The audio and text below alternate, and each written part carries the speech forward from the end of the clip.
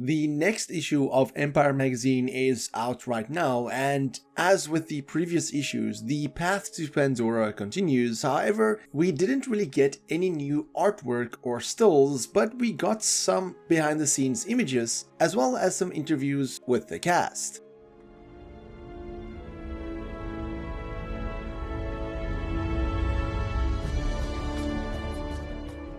Avatar Theory here, hope you're doing well and having a fantastic day, and you can get the next issue of Empire magazine right now, but if you live in an area where you cannot purchase the physical version like myself, you can always download the Empire app like what I'm doing, do a digital subscription where you can read the magazine on your phone, which is honestly the easiest way to access the path to Pandora. Now, like I said, the next bit of information didn't really provide us with any new artwork or a still or even a poster of the movie, but we did get some images from the cast, specifically from the children, where you can see them all dressed up and ready to do essentially what they're doing here, interviews about Avatar Fire and Ash. Now, it is nice to see the kids all growing up together, and something like this makes me excited about the press tour that's basically about to begin on Avatar Fire and Ash, just giving us that hint that big things are around the corner. Now, as I said, we did get two behind the scenes images, one with Loak and Tsireya, and another one with the kids standing with Cameron, and it's just interesting to see this specific behind the scenes image, because if you look at the photo that was taken of the cast for Empire magazine and compare that to this behind the scenes image, it just shows you how long ago these scenes were shot, because, well, like I said, the kids are mostly grown up now, and of course we will see a time jump in Avatar 4, but it is just crazy to think how long ago the scenes for Fire and Ash was actually shot. Now, going on to the article, it talks mostly about how the kids are dealing with the death of Neteyam, but I highly recommend you do read the full article because it is an interesting read, so I will just summarize certain parts here, keeping you up to date with Path to Pandora. Now, when Avatar The Way of Water hit theaters in 2022,